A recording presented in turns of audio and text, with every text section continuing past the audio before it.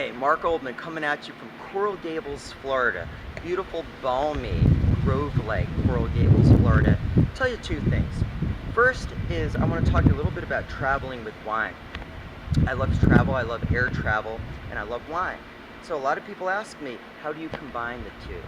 And especially now that you can't carry wine onto airplanes, as carry-on baggage. And what I say is my solution is to create what I call a booze bag.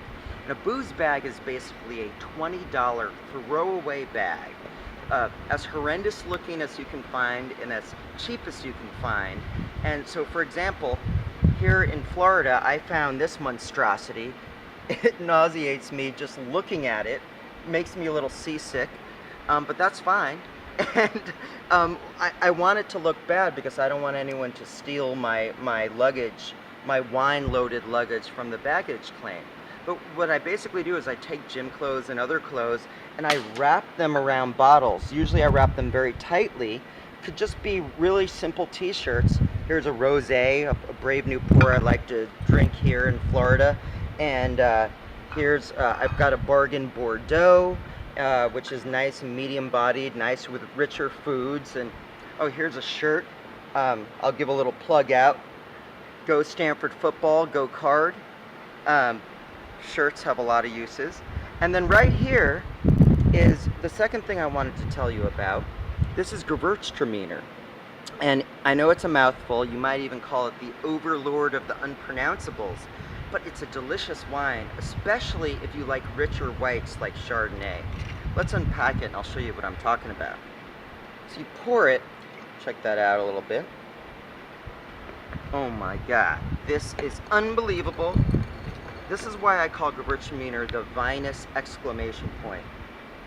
I get rose water, apricots, and the signature trademark scent of Gewurztraminer, believe it or not, lychees. Used a lot in Asian cuisine. And guess what? Gewurz means spicy, and there's almost a one-to-one correspondence. They smell a lot alike. So if you're in a restaurant and someone asks you, what does Gewurztraminer really smell like? Say it smells like lychees. You can also, let me taste it. It sometimes has a bit of a peppery quality to it. And it's just absolutely good with spicy food. One of the bravehearts in my book, Mick Fleetwood of Fleetwood Mac, related to me this amazing story how he was in London grabbing a curry with Al Stewart, who wrote the song Year of the Cat. They were grabbing curry, they wanted Indian food, and Al Stewart's like, how about a Gewurztraminer? And Mick Fleetwood is like, no, that's supposed to be really sweet, right? And Al Stewart, by the way, both of them really know their wine, but Al Stewart is like a genius with wine. Al Stewart was like, Mick Fleetwood, shut up, I know what I'm doing. And by the way, he was absolutely right.